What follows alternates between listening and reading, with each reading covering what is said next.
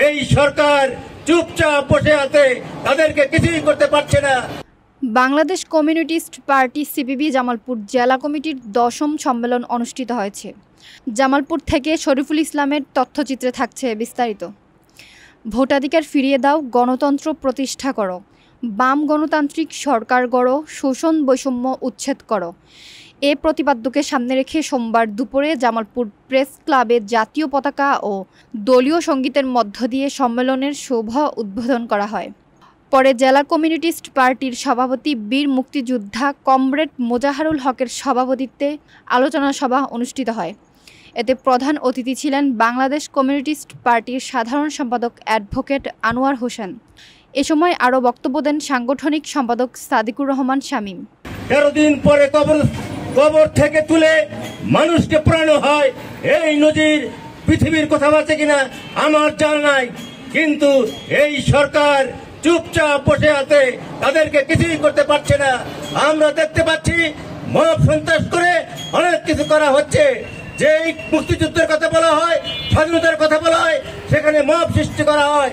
আমরা দেখতে পাই আজ মুক্তিযোদ্ধার গলায় জুতার মালা দেওয়া হয়, তাদেরকে চপটঘাত করা হয়। এটা শুধু তাদেরকে জুতার মালা দেওয়া হয় না, বাংলাদেশকে জুতার মালা দেওয়া হয়। সংগ্রামী বন্ধুগণ, এই তো আমরা চাই নাই। এইটা গণঅভ্যুত্থানের আকাঙ্ক্ষা ছিল না, এইটা গণঅভ্যুত্থানের মতো যায় না। সংগ্রামী বন্ধুগণ, আমরা দেখলাম জিনিসপত্রের দাম কমে নাই। উনিরা 7,000 পৃষ্ঠার সংস্কার লিপিবদ্ধ করেছে। কিন্তু আমি বলতে চাই, এ দেশের মানুষ, বিশেষ করে জামালপুর অঞ্চলের মানুষ কৃষি এবং কৃষির সাথে জড়িত। গরিব মানুষের সংখ্যা বেশি। সারা দেশে প্রায় 70% মানুষ কৃষির সাথে জড়িত, 65% মানুষ ক্ষেত মজুর ভূমিহীন। আমি এই সরকারকে বলতে চাই, আপনি কি এদেরকে বাঁচার জন্য কৃষি সংস্কার করেছেন? করেন নাই। তাহলে কি করে বুঝবো আপনি গরিবের পক্ষে? আপনি বলছেন বৈষম্য মুক্ত একটি দেশ গড়বেন। কোথায় বৈষম্য মুক্ত দেশ? আমরা চাই অবিলম্বে একটি গণতান্ত্রিক নির্বাচন, একটি নিরপেক্ষ নির্বাচন দিয়ে এবং তাদের হাতে ক্ষমতা দিয়ে আপনি বিজয় হন। জেলা কমিউনিস্ট পার্টির সাধারণ সম্পাদক মারুফ আহমেদ খান মানিক সহ অন্যান্য নেতৃবৃন্দ। বক্তারা বলেন, জনগণের ভোটাধিকার নিশ্চিত ও বৈষম্যমুক্ত সমাজ গঠনে বাম গণতান্ত্রিক শক্তিকে আরও ঐক্যবদ্ধ হতে হবে।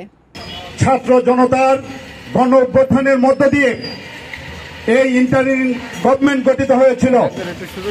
এই গভর্নমেন্টের প্রথম এবং প্রধানত কাজ ছিল একটা নিরপেক্ষ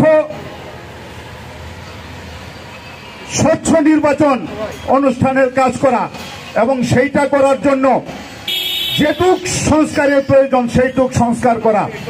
আমরা দেখলাম শুরু থেকেই এইখানেই বিবেচনার বিষয়, শুরু থেকেই তারা বিভিন্ন সংস্কারে হাত দিচ্ছেন এবং সংবিধান পর্যন্ত সংস্কারের জন্য তারা উদ্যোগ গ্রহণ করছেন।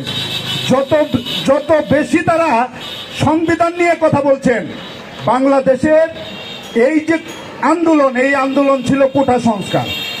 এই কোটা সংস্কারের আন্দোলনের শেষ পরিণতি ছিল বৈষম্যহীন বাংলাদেশের স্লোগান, যে স্লোগানে সারা বাংলাদেশের ছাত্র শ্রমিক জনতাকে একত্রিত করেছিল। প্রথম বৈষম্য শুরু হলো এদেশের শ্রমিকদের সাথে, এদেশের কৃষকদের সাথে, এদেশের রিক্সাওয়ালার সাথে, অর্থাৎ এদেশের অধিকাংশ মানুষের সাথে। বাদ দিয়ে তারা যে সংস্কারগুলো করলেন, সেই সংস্কারের মধ্যে কৃষকের কথা নাই, আমার ক্ষেত মজুরের কথা নাই, আমার রিক্সাওয়ালার কথা নাই, শ্রমিকদের কথা নাই। এবং আরো অবাক হবেন, এই সরকার যাদের সাপোর্টে আছে, এই দেশের জনগণের সাপোর্টে এই সরকার আছে, অন্তর্বর্তীকালীন সরকার।